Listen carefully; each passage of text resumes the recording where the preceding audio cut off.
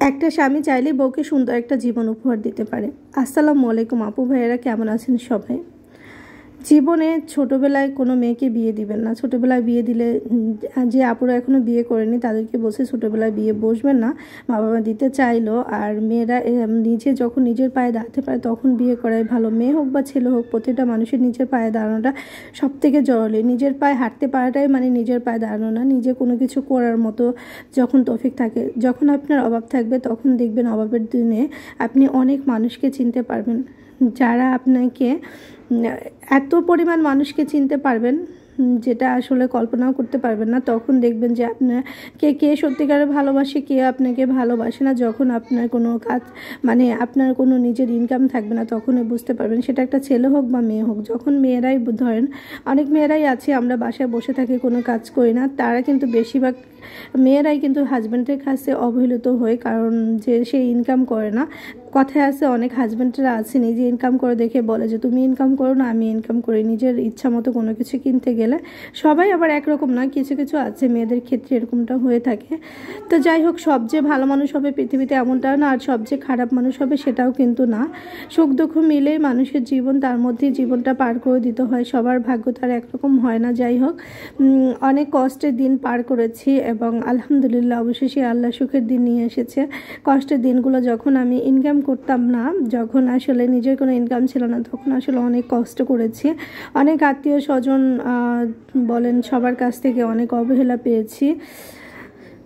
নিজে ইনকাম করলে আসলে সবার কাছে আপনি সোনার হরিণ হয়ে উঠবেন, আর নিজে ইনকাম যখন করবেন না তখন সবার কাছে অপ্রিয় একটা মানুষ হয়ে উঠবেন। এটাই হলো কথা। পৃথিবীটা আছে না, কথায় আছে আমাদের দেশে, জানি না কথাটা বললে পাপ হবে কি না, যে কবরে যেমন এক ছাড়া চলে না, কোনো মানে গতি নেই, সেরকম পৃথিবীতে টাকা ছাড়াও কোনো গতি নেই। আপনার কাছে টাকা আছে তো আপনি আসলে সবার কাছে প্রিয় মানুষ হয়ে উঠতে পারবেন, টাকা নেই এত প্রিয় মানুষ হয়ে উঠতে পারবেন না। আসলে আমি অত কিছু বোঝাতেও পাই না, সুন্দর করে কথাও বলতে পারি না, যেটুকু আমার মন থেকে এসেছে সেগুলোই আপনাদের সাথে শেয়ার করলাম। ছোট্ট এই জীবনে অনেক কিছু পেয়েছি, অনেক অনেক মানুষের ভালোবাসা পেয়েছি, অনেক মানুষের দেওয়া কষ্ট পেয়েছি। কষ্টগুলো হয়তো কখনো ভুলতে পারবো না, তবে ভালোবাসাগুলো স্মৃতি করে রেখে দিব মনের মাঝে ইনশাআল্লাহ।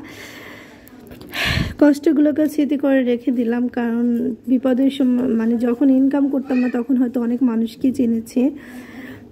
এটাই হলো কথা। যাই হোক, এখানে আমি রান্না করতেছি মুরগির মাংস, আর আপনাদের সাথে অনেক কথা বললাম। আজকে অনেক বাজার করে নিয়ে আসছিলাম, তারপরে এখানে মুরগিটাকে আমি ভালো করে কষায় রান্না করে নিচ্ছি।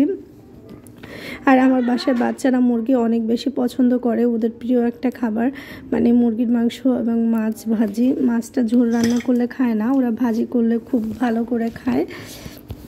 তো তাই ওদের জন্য আসলে মুরগি মাংসটা আমি প্রতিদিনই প্রায় রান্না করার পরে 2 দিন 1 দিন পর পর মাছ ভাজিটা, ভাজা মাছ খাবে, ঝোল দিলে আর খাবে না। তো এই যে দেখেন, কাছ থেকে মুরগিটা ঢাকনা দিয়ে ঢেকে রেখে গিয়েছিলাম, একটু পানি বের হয়েছে, আমি কিন্তু কোনো প্রকার পানি অ্যাড করিনি, আর রান্না করে নিচ্ছি। এখন আলু দিয়ে দিচ্ছি কিছুটা পরিমাণে, আর মাংসের ভিতরে আলু দিলে আমার কাছে বেশ ভালো লাগে খেতে।